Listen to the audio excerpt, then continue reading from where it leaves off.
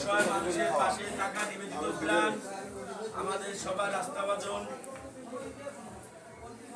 নেতা এবং চেয়ারম্যান জনাব আজল হাকিমকে তার সমাপনী বক্তব্য রাখার জন্য বিশেষভাবে অনুরোধ করছি।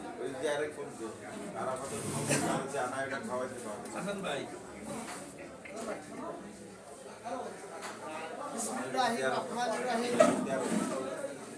সুস্থ হেলথ প্রোগ্রাম সোসাইটি আজকে খুলনা জেলা কমিটি অনুমোদন দেওয়ার বিশেষ কর্মসূচি।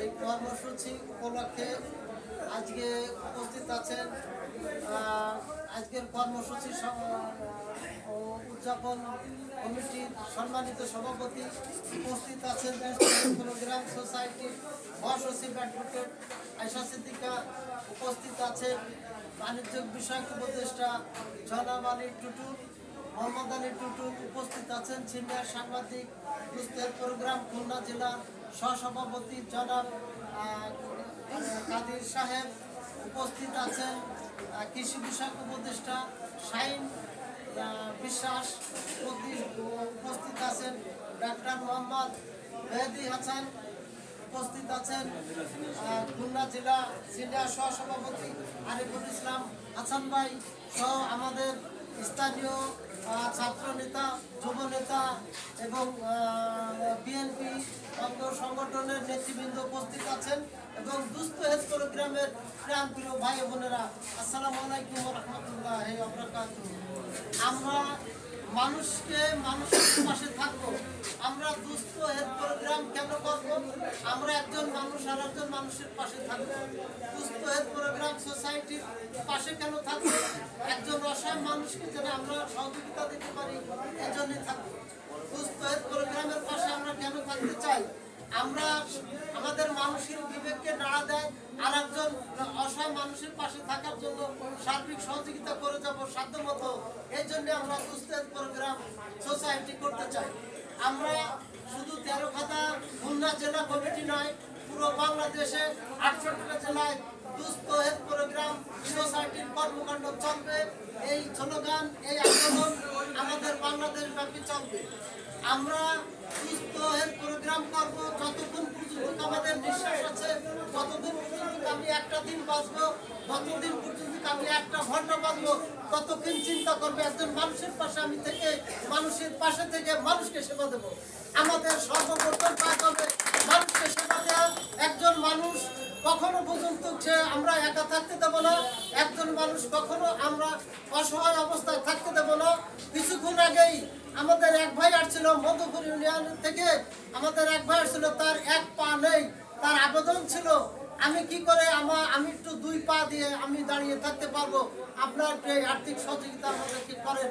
আমরা তাকে দুস্থ হেলথ প্রোগ্রাম এই সংস্থা, এই সংগঠন সর্বোচ্চ আশা এবং সর্বোচ্চ আকাঙ্ক্ষা দিয়ে আমরা তাকে বিদায় দিচ্ছি। সর্বোচ্চ চেষ্টা করে আমি আপনার ওই পাটা লাগানির যে বড় ডাক্তার আছে আমরা কথা বলে আমরা আপনার এই একটা পা ব্যবস্থা আমরা ইনশাল্লাহ করে দেবো। আমরা এই আশা দিচ্ছি খুব শীঘ্রই আমরা এই পায়ের ব্যবস্থা করব। আমাদের আনাচে কানাচে ছড়িয়ে ছিটিয়ে শুধুমাত্র যারা আছে এরা দেখবেন অন্ধ, অসহায়, ভিখারি, যার পিতামাতা নাই, ছন্ন ছাড়া, যাদের কোনো অস্তিত্ব নাই, দেখবেন এরাই পড়ে আছে। কিন্তু আমরা একটা ভিখারি দাঁড়ে দাঁড়ে ঘরে, কিন্তু সবাই বর্তমানে একটা কালচারে বেশি হচ্ছে পরে দিবানি, এরকম একটা কিন্তু কথা বলে। কারণ ওই একই কথা ওই ভিখারিটা অনেক জায়গায় কিন্তু শুনে আসে যে পরে দিবানি, এই কথাটাই বলে। কেন বলে এই কথাটা? যে অনেকে বলে পেশাদারি ভিক্ষুক, অনেকে বলে ইনার অনেক সম্পদ আছে, অনেকে বলে যে ইনাকে দেওয়া যাবে না, ইনার সর্বোচ্চ ক্ষমতা আছে, হাত পা ভালো আছে। কিন্তু হাদিসই বলে যদি কোনো ভিখারি তোমার দ্বার দরজায় এসে পৌঁছায় তাহলে তুমি তাকে খালি হাতে ফিরিয়ে দিও না।